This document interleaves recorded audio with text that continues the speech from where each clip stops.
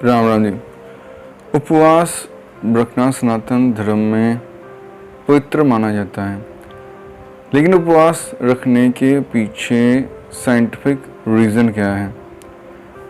आज वैज्ञानिक भी मानते हैं कि जो उपवास है वो हर व्यक्ति को हफ्ते में कम से कम एक बार ज़रूर रखना चाहिए, क्योंकि उससे हमारा शरीर जो है वो डिटॉक्सीफाई हो जाता है।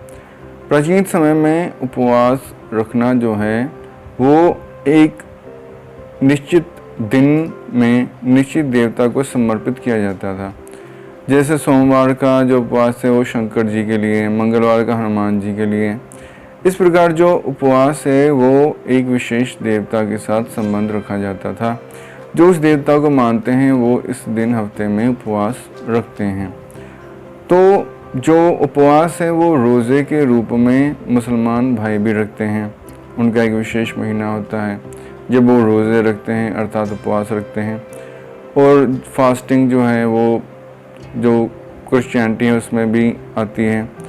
तो जो उपवास है वो किसी न किसी रूप में हर धर्म में देखने को मिलते हैं।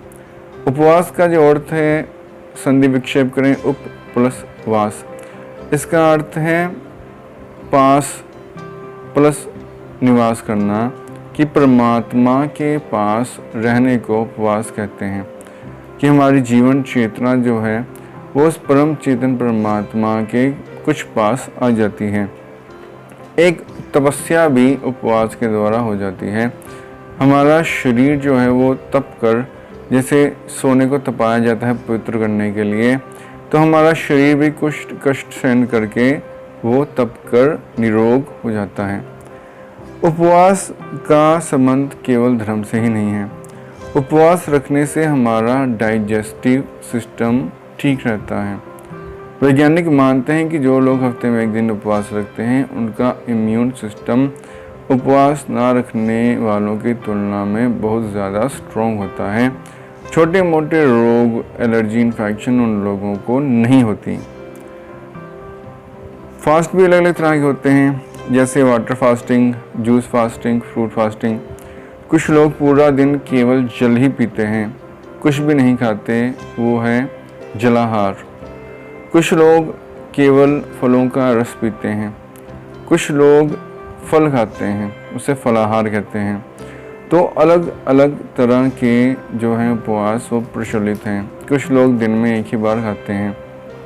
योगी लोग तो जो नाथ हैं, योगी हैं, जो संप्रदाय के लोग हैं, दिन में सिर्फ एक ही बार खाते हैं, तो उनका तो प्राय रोज ही उपवास होता है।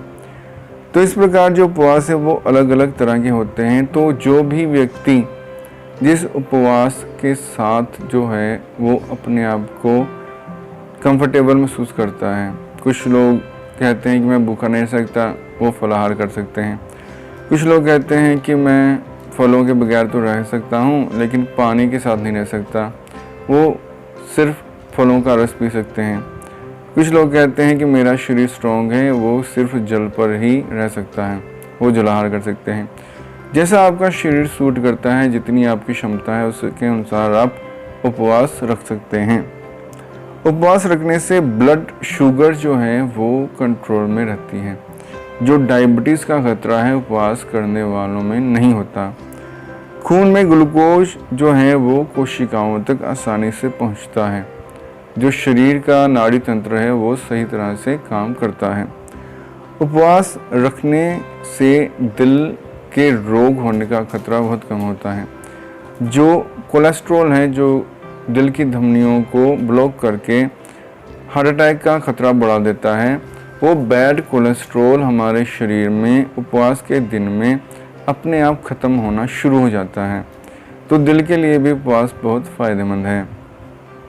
बीपी कंट्रोल में रहता है, ना हाई होता है ना लो होता है, नियमित संतुलित बीपी रहता है। मेटाबॉलिज्म तेज होता है फास्ट रखने से। और एजिंग जो होती है, हर कोई व्यक्ति यही चाहता है कि वो जवान दिखे, जवान लगे। उसके लिए जो काले बाल हैं वो जो बाल काले सफ़ेद हो चुके होते हैं उनको रंग करके काला भी करता है। जो चेहरा है उसकी झुर्रियों को छिपाने के लिए अलग अलग तरह की क्रीमें लगाई जाती हैं। तो ये तो नकली चीज़ें हैं जिससे आप एजिंग छुपा रहे हैं। लेकिन फास्टिंग करने वाला व्यक्ति जो है उसके चेहरे पर नेचुरल तेज होता है। जो एजिंग के जो झुर्रियाँ होती हैं या चेहरा लटकता है, वो सारी निशानियाँ उसके चेहरे पर नज़र नहीं आती। ये व्रत रखने का, उपवास रखने का बहुत बड़ा फ़ायदा है।